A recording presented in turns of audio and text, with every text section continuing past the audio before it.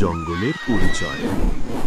একটি সবুজে ঘেরা ঘন জঙ্গলের গভীরে, যেখানে উঁচু গাছগুলো আকাশ ছুঁয়ে থাকে আর পাখিরা মিষ্টি সুরে গান গায়, সেখানে অনেক সুখী প্রাণী বাস করত।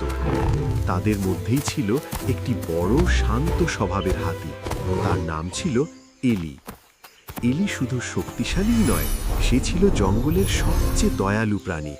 সে সবাইকে সাহায্য করতে ভালোবাসত এবং সব সময় তার মুখে থাকত একটি মিষ্টি হাসি, সাহায্যের মন।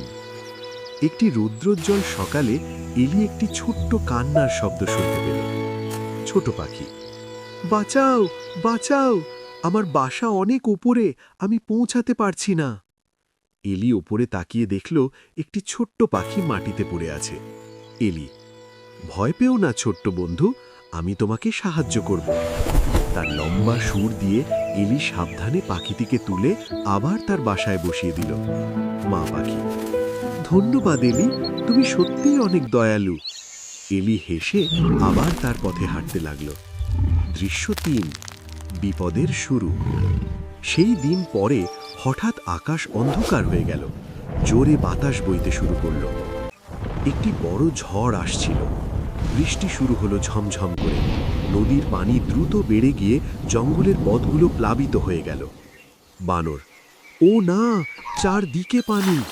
খরগোশ, আমরা তো আটকে যাব। সব প্রাণী ভয়ে কাঁপতে লাগলো। তারা বুঝতে পারছিল না কি করবে। দৃশ্য ৪, এলির নেতৃত্ব। এলি শান্ত থাকল এবং দ্রুত চিন্তা করল। এলি, সবাই আমার পিছু পিছু আসো, আমি একটা নিরাপদ পাহাড়ের পথ জানি। সব প্রাণী এলির ওপর ভরসা করে তার পেছনে চলতে লাগল।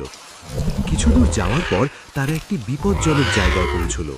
সামনের পথ গভীর পানিতে ঢেকে গেছে। হরিণ, আমরা এটা পার হতে পারবো না, এটা খুবই ঝুঁকিপূর্ণ। সাহসী সিদ্ধান্ত। এলি সাহসের সাথে এগিয়ে গেল। এলি, আমি তোমাদের সাহায্য করব, সবাই আমার পিঠে ওঠো। এক এক করে ছোট প্রাণীগুলো এলির পিঠে উঠল।